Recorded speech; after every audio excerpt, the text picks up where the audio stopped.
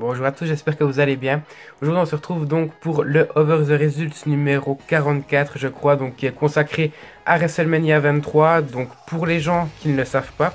Donc bon, moi personnellement je tourne cette vidéo début novembre, mais vous devriez la voir normalement pour le mois de mars. Et au mois de mars 2007, il n'y a pas de pay-per-view, justement, vu que WrestleMania 32 arrivera début avril. Donc, je vais vous proposer deux, en guillemets, hardcore flashbacks ce mois-ci. Et donc, vu que WrestleMania approche, on va faire deux WrestleMania, c'est-à-dire le 23 et le 24. Donc, aujourd'hui, on se retrouve pour WrestleMania 23. Donc deux choses, même peut-être trois, vous faire remarquer. Premièrement, le slogan, on va dire en guillemets slogan du show, c'était All Grown Up. Donc tout le monde a grandi depuis, c'est WrestleMania 23. Je crois qu'ils font référence à WrestleMania 3, mais je ne sais pas pourquoi. Est-ce que c'était dans la même salle que WrestleMania 3, donc au Ford quelque chose, Ford Field de je sais plus où. Enfin bref, je pense qu'ils font référence à WrestleMania 3 et justement chaque catcheur a un peu des vignettes durant tout le show où ils parlent de WrestleMania. Ils disent qu'aujourd'hui ils ont grandi mais qu'ils sont toujours fans de catch. En gros c'est un peu ça et c'est un peu le fil rouge du show. Donc j'ai trouvé ça très intéressant, donc je le précise dans cette vidéo. Deuxième chose, et en fait je voulais donc vous rappeler que ce DVD là je l'ai eu grâce à Mathieu Brioul, donc dans l'unboxing numéro 4 qui date du mois de novembre de l'année passée. Et dans ce DVD j'ai trouvé ça, donc pour moi c'est un petit peu collector. Donc premièrement je m'excuse pour la luminosité, donc je tourne en plein après-midi, c'est là que c'est le pire pour moi. Donc là on voit très bien, vous voyez, on a une photo et on a en guillemets la photo, la pellicule en fait, là vous la voyez très bien avec la lumière juste ici. Qui est magnifique. Donc c'est Roddy Piper contre Adrian Adonis, que je ne connais pas, lors de WrestleMania 3. Et en fait j'ai une question à vous poser. Je trouve que c'est magnifique et moi qui suis un énorme collectionneur, donc pas forcément pour les DVD ou autre chose, même si j'ai commencé, j'aime bien avoir tous des objets uniques.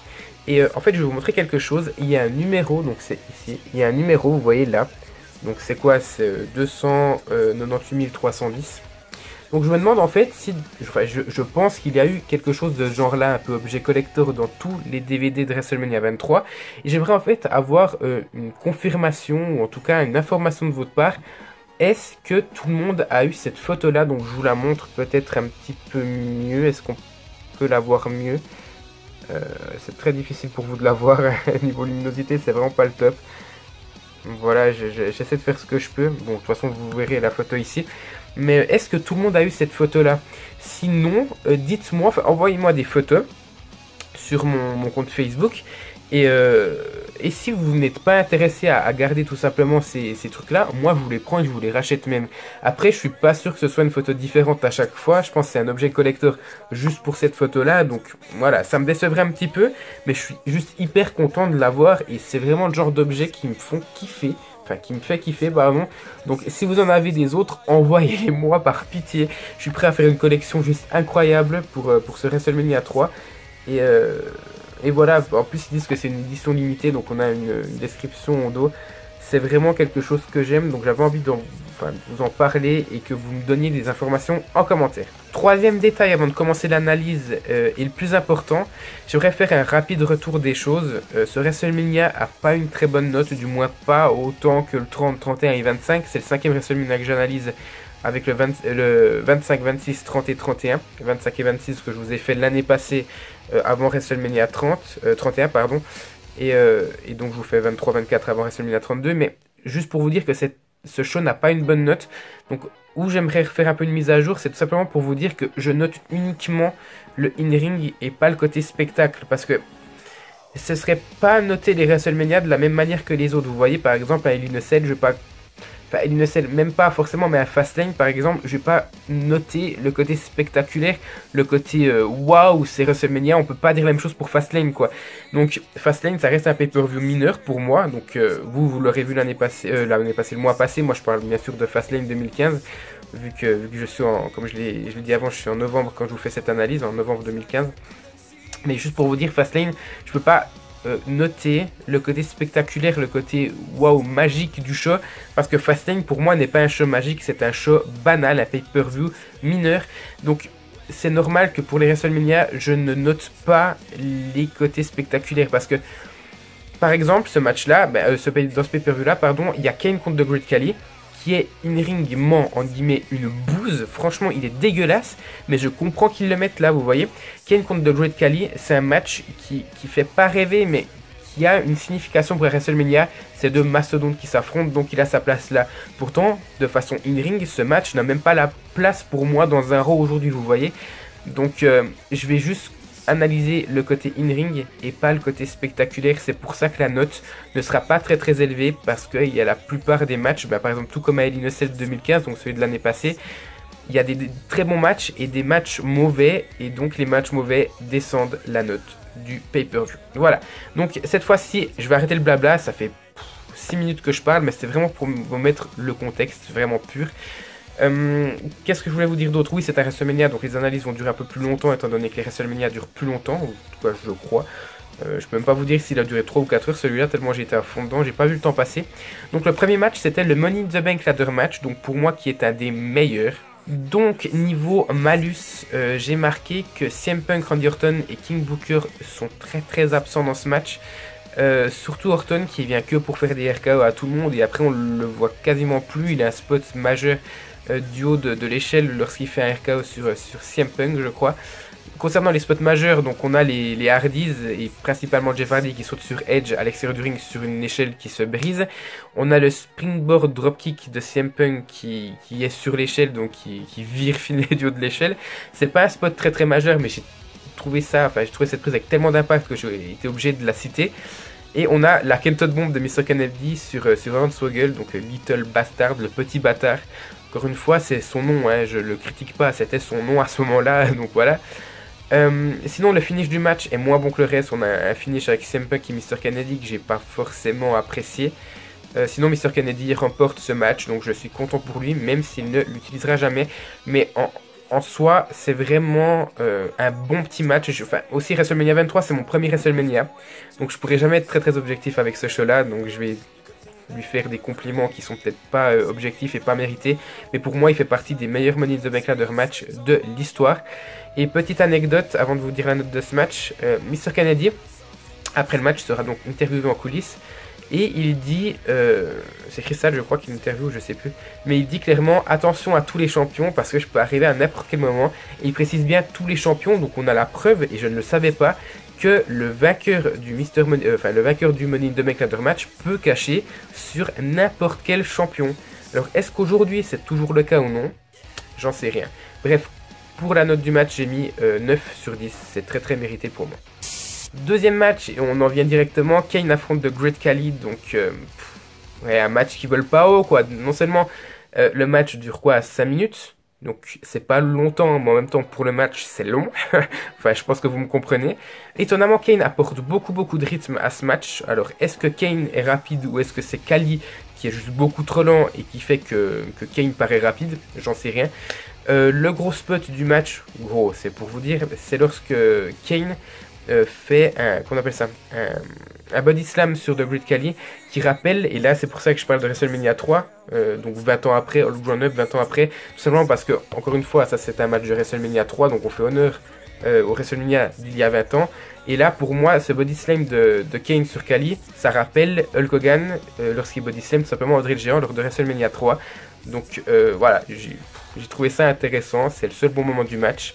Qu'est-ce que j'ai mis d'autre? Ah oui, l'après-match est sympa, mais beaucoup trop court. Juste des petites attaques comme ça pour le fun.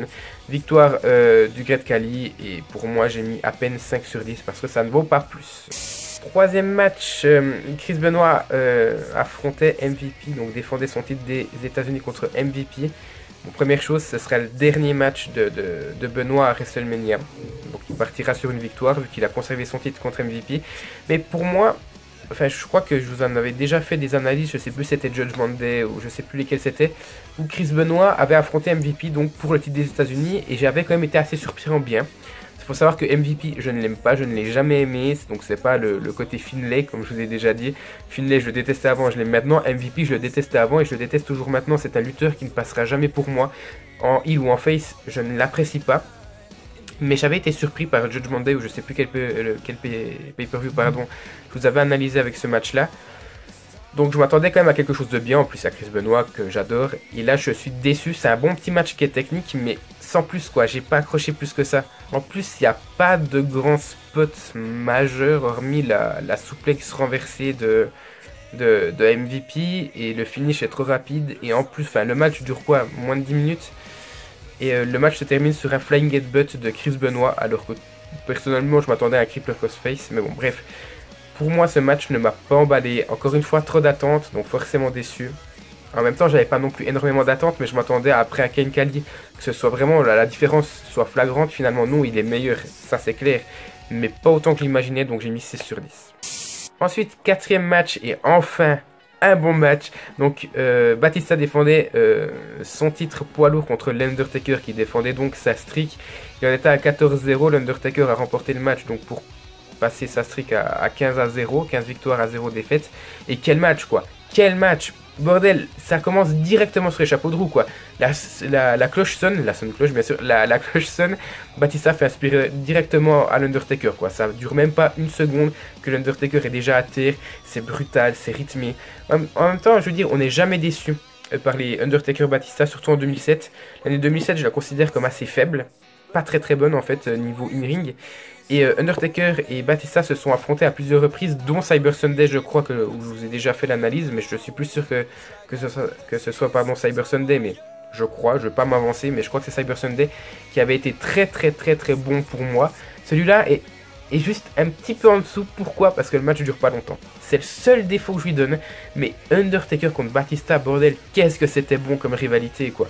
À chaque fois, enfin, la rivalité en elle-même, elle est nulle je trouve. Franchement, là elle est bonne parce que l'Undertaker avait remporté le Royal Rumble et qu'il avait choisi Batista avec John Cena et Bobby Lashley. Vous savez, je sais pas si vous vous en souvenez. Il devait choisir un des trois, il avait choisi Batista, il l'avait carrément attaqué après. La rivalité était mieux, mais en règle générale, les Undertaker-Batista, ça vole pas très haut niveau des rivalités, mais au niveau des matchs, ça surpasse tout. Et ce match-là le prouve encore une fois, quoi. Je suis juste tellement surpris en bien. Et voilà, avec un finish énorme aussi. Il y a le match, enfin la spécificité, je vais y arriver, pardon, des matchs entre Taker et Batista, c'est que les finishes en fait se font souvent sur des prises de finition. Par exemple, on peut avoir un Undertaker qui fait 2 tombstones et Batista se relever. Enfin, j'exagère, mais c'est ce qui s'est passé en gros avec des Shock Slam par exemple à Cyber Sunday 2007. Et c'est ça que j'apprécie beaucoup, c'est qu'il y a beaucoup de suspense et j'adore ça. Donc j'ai mis 9,5 sur 10 comme je vous l'ai dit. Seule la longueur du match aura fait que ce match n'aura pas la note de 10 sur 10. Cinquième match, les ECW Originals. Donc j'ai même pas marqué qui c'était. Il y a Tommy Dreamer, Sabu, le Sandman et Rob Van Dam contre la New Breed, pardon. Donc c'était Marcus Corbin, Kevin Thorne, Matt Striker et Elijah Burke. Je déteste ce catcheur, mais bon, je ne vais pas parler de lui là. Donc le match est beaucoup trop court, encore une fois, mais j'ai trouvé quand même appréciable. Le match a duré moins de 10 minutes là aussi. Pour un WrestleMania à 8 matchs, donc je me demande si c'était pas 3 heures au lieu de 4 finalement. Mais pour un WrestleMania, je trouve ça assez court en fait d'avoir... assez limite d'avoir des matchs qui durent moins de 10 minutes, c'est déjà le 3ème sur 5. Voilà, je suis pas fan, je vous le dis direct. Donc oui, ça bouge bien, c'est bien rythmé, mais c'est un peu la seule qualité du match en fait, vous voyez. Il n'y a pas de spot majeur, c'est un match 4 contre 4, normal tag team match, où il y aura beaucoup de tags, donc pas vraiment la place pour avoir des grandes prises, et c'est ce qui m'a un peu déçu dans ce match-là. Il est bien rythmé, mais il m'a pas plu, c'est un peu comme le MVP Chris Benoit, d'ailleurs j'ai mis la même note, j'ai mis 6 sur 10. Donc c'est un peu une déception aussi, malgré le fait que c'est cool de voir tous ces gars-là. J'adhère vraiment à Marcus Corbin et Kevin Thorne Ariel, surtout Kevin Thorne Ariel. La gimmick qui est insupportable, elle est pas originale du tout, un vampire, je veux dire, deux vampires c'est nul quoi. Mais ces deux-là dégagent quelque chose. D'ailleurs, est-ce qu'ils ont été virés en même temps? Je m'en souviens pas en fait. Je vais en reparler pour le match Melina contre Ashley de ça.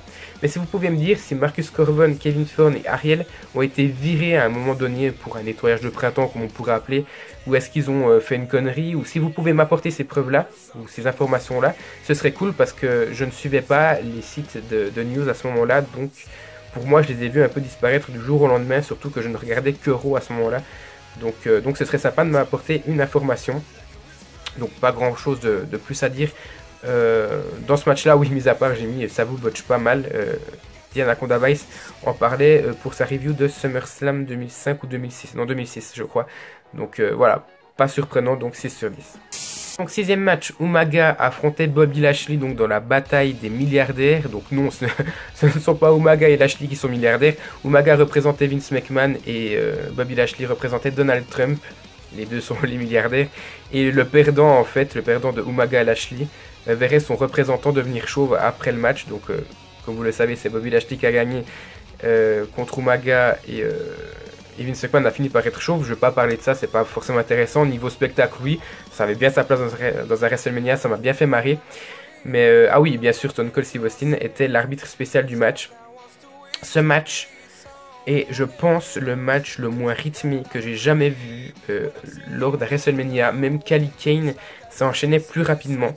Alors pourquoi je vais pas vraiment le sanctionner? Oui, ça va faire un peu baisser la note du match, mais c'est pas tant dérangeant que ça. Pourquoi? Parce que, imaginons Stone Cold, Steve Austin, Vince McMahon et Donald Trump loin, ce match est une catastrophe. Mais avec les trois, lorsque les deux lutteurs sont à terre, il y a Stone Cold Steve Austin qui apporte de la présence, et il y a Donald Trump et Vince McMahon qui s'engueulent à moitié à l'extérieur du ring. Donc on peut avoir les yeux un peu partout, donc c'est pas grave finalement si le match n'est pas rythmé. Après, un autre problème, c'est que le match n'est pas très technique. Je veux dire, il n'y a pas vraiment beaucoup de choses, vu que le match n'est pas rythmé, il n'y a pas de grand spot majeur au niveau des prises. Le spot vraiment que je vais mettre en avant, c'est lorsque Umaga apporte son Salmon Spike sur Stone Cold Steve Austin et que Shane McMahon intervient donc pour attaquer Bobby Lashley, vu que justement l'arbitre n'est plus présent. Donc c'est vraiment un bon petit moment et ça fait que le match est chaotique comme j'aime. C'est un peu comme un Bret Hart contre Vince McMahon à WrestleMania 26 ou un Triple H Sting à WrestleMania 31. C'est le chaos que j'aime dans WrestleMania, c'est qu'il peut vraiment se passer n'importe quoi, mais c'est pas grave quoi, on s'en fout. Imaginez ça, je sais pas, par exemple à Extreme, enfin non peut-être pas Extreme Rules, mais encore une fois à un Fastlane, l'arbitre va sonner la disqualification au Stone Cold Steve Austin. Chaque fois qu'il est là, on saura qu'il n'y aura pas de disqualification, pas de décompte à l'extérieur. Vraiment, le mec remplit son job d'arbitre, mais pour nous satisfaire aussi, nous fans, pas avoir une fin de merde. Donc ce match-là, en fait, a beaucoup de défauts, mais a beaucoup de qualités aussi, qui fait que le match est potable et franchement, un des meilleurs moments de la soirée. Je vais pas dire un des meilleurs matchs, parce que c'est pas vrai. Je vous l'ai dit, c'est un peu une bouse ce match niveau ring. Pas tant que ça, hein, mais voilà, ça vaut pas forcément la place dans un WrestleMania, mais c'est plus ce qu'il y a autour qui fait que le match est plutôt pas mal et que je me suis bien fendu la gueule même après le match. Voir Vince McMahon à la limite pleurer avec sa mousse à raser sur la tête. Non, c'est vraiment magique, j'ai mis 8 sur 10. Et je pense que je suis un petit peu quand même subjectif parce que je peux pas flinguer ce match parce qu'il m'a trop fait marrer. Avant-dernier match, et on redescend sur terre, Melina défendait son titre féminin contre Ashley Massaro. Donc là, juste avant de vous parler du match, c'est là que je voulais en venir avant avec Kevin Thorne, Marcus Corben et Ariel. Où est passée Ashley? Est-ce qu'elle s'est fait virer? Est-ce qu'elle est partie d'elle-même? Si vous pouvez m'apporter des informations là aussi, ce serait cool. Maintenant, concernant le match, c'était un Lumberjill match. Donc, il y avait toutes les divas à l'extérieur du ring. Le match a duré 3 minutes. La stipulation a servi à rien. Et le public était mort. Comment dire que ce match, si il est là, c'est juste pour flinguer la note finale quoi, du pay-per-view. Parce que non, limite ces minutes-là, on aurait pu les mettre dans le match poids lourd. Il faut le quota féminin, on a eu Ariel, moi ça me va très bien. Hein. Non mais franchement, c'est pour vous dire, ce match sert juste à flinguer le pay-per-view quoi. J'ai mis la note de 4,5 sur 10, je vous expliquerai pourquoi après. Mais il n'y a même rien à dire quoi, le match dure vraiment 3 minutes quoi. 3 minutes. Je veux dire, pendant 1 minute, elles vont se regarder. Les 2 autres minutes, ça va être du catch. Ashley botche un petit peu, mais c'est pas grave. D'ailleurs, elle manque vraiment beaucoup, cette fille. J'espère qu'elle revienne, mais je sais même pas si elle lutte toujours. Donc, encore une fois, si vous pouvez m'apporter des preuves. Enfin, des preuves, non, mais des informations. Ce serait cool. Et puis, ouais, c'est une déception, quoi. Pour une fois qu'on avait une bonne stipulation pour un match féminin, à WrestleMania en plus. L'année passée, à WrestleMania 31, on avait seulement un match tag team simple, quoi. Et puis, bon, ouais, quitte aujourd'hui à avoir une révolution des divas, autant apporter des anciennes divas aussi. Il y a Melina, que j'aimerais bien qu'elle revienne, Mickie James, Brooke, Ariel, Ashley Massaro, enfin, Michelle McCool. Vous mettez ces divas-là, et avec les divas actuelles, ça donne quelque chose de bon. On vire les Cameron, Rosa Mendes, Eva Marie. Et voilà, quoi, il n'y a pas grand-chose de plus à dire. Imaginez, je sais pas, moi... Mickie James contre Sasha Banks, enfin, ce serait juste magique, et ça, ce serait une révolution des divas à 100%. Là, on est qu'à la moitié, c'est pas très, enfin, c'est beau, c'est bien, il y a une progression, mais c'est pas encore ça, quoi. Donc 4,5 sur 10 parce que je suis déçu, voilà. Et enfin, le main event, John Cena affrontait Shawn Michaels, donc il défendait son titre de la WWE. Petite anecdote, ils étaient champions par équipe de Raw, donc champion du monde par équipe à ce moment-là encore, donc rivalité de ouf. Dire qu'à la base, ce match devait être Cena contre Triple H, mais que Michaels a remplacé Triple H qui était blessé justement. Michaels qui vient avec son entrée DX aussi, c'est pour le symbole, j'ai trouvé ça fort. Cena qui fait son entrée avec la voiture qui est pas mal fort aussi. Puis bon quoi, c'est mon premier WrestleMania, c'est mon premier main event, mais pour moi ce sera in-ring. Donc le match, j'aime bien les matchs avec des controverses. Par exemple, WrestleMania 31 avec Rollins, c'est une putain de controverse, j'adore ça. WrestleMania 30, Daniel Bryan n'était pas censé être dans le main event, il l'a été. Voilà, les deux derniers WrestleMania ont été très très bons. Celui-là a pas de controverse. Mais en contrepartie, on a, je pense, depuis le 23, enfin je ne veux pas dire de bêtises, on a eu des très bons matchs, par exemple Triple H, Undertaker, Shawn Michaels Undertaker, qui était dans le main event je crois, très très bon, mais mon côté subjectif va me faire dire que celui-là est le meilleur. Ce match est le match de l'année 2007, donc ça ne fait absolument aucun doute. Je veux dire, seuls les Batista Undertaker peuvent concurrencer ce match-là, donc de WrestleMania 23 et de Cyber Sunday. En même temps, c'est pas difficile. Il me reste encore 6 pay-per-view à voir, donc je vais pas trop m'avancer. Même 7 je crois, enfin bref, je suis à la moitié de l'année, donc je vais pas trop m'avancer non plus, mais pour moi c'est le match de l'année et je pense que ça le restera très très clairement. J'ai un petit peu analysé parce que je fais beaucoup de commentaires subjectifs. Il y a plusieurs étapes, plusieurs phases dans ce match-là. La première, la phase psychologique où Shawn Michaels va prendre vraiment l'ascendant sur Cena. J'ai trouvé ça très très fort.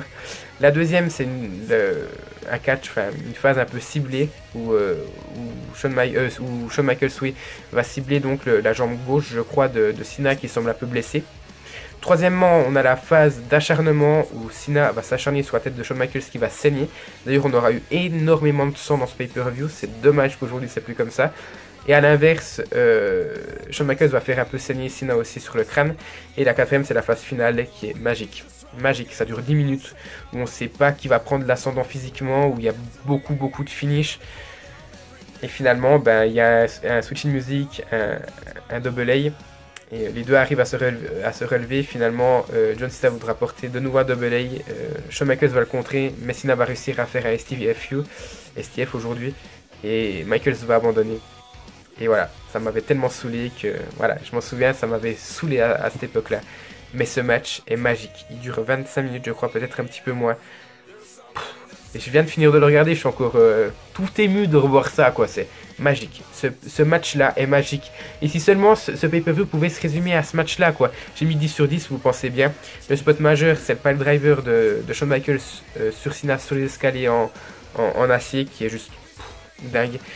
Mais ouais, comme je vous le disais, si seulement ce match-là pouvait représenter le pay-per-view, ce serait magique. Là, on aurait, je sais pas, une note comme les WrestleMania 25, 26 et 31. Qui était à 8,5, 8,6 et 9,1. Et là, on se ramène avec un 7,3 tout pourri comme WrestleMania 26. 7,3, c'est une très bonne note. Je veux dire, pour un pay-per-view mineur, je considère que 7,3 sur 10, c'est une bonne note. Mais je m'en souviens que à WrestleMania 26, il avait manqué ce petit quelque chose. Et in-ring, il a la même note que WrestleMania 23, qui, spectaculairement, est pour moi un des meilleurs. Comme je vous dis, je suis sûrement subjectif, mais spectaculairement, pour moi, c'est un des meilleurs. Les matchs sont tous... au niveau du divertissement, sont tous crédibles dans cette carte. Je veux dire, il y a un fil rouge avec All Grown Up. Le public est dingue. Voilà, je veux dire, pour moi, ça méritait plus. Mais le in-ring, vraiment, c'est ça qui compte sur ma chaîne. Donc je vais que miser le in-ring. Sinon, je mettrai même un +1 et le mettre à 8,3. Et on va laisser la note de 7,3 sur 10. Donc il a la 19e place. Même s'il manque des pay-per-view entre novembre et mars. Donc je vous dirai ça de toute façon après. Donc voilà, merci d'avoir regardé cette vidéo qui aura duré longtemps au final. Dites-moi si le 7,3 pour vous est mérité ou si vous mettriez plus pour ce pay-per-view d'ailleurs. Voir si je suis peut-être pas un peu trop sévère. Mais bon, les Melina Ashley, Ken Khali et ECW Originals, New Breed et même Chris Benoit MVP qui m'a déçu auront flingué la note globale de ce pay-per-view. Donc je peux pas mettre plus. 7,3 d'ailleurs, c'est une très bonne note en sachant que la moitié des matchs m'ont déçu. C'est plutôt pas mal, voilà. Donc n'hésitez pas à mettre un like, à commenter la vidéo si elle vous a plu, à la partager et à vous abonner pardon, si ce n'est pas encore fait.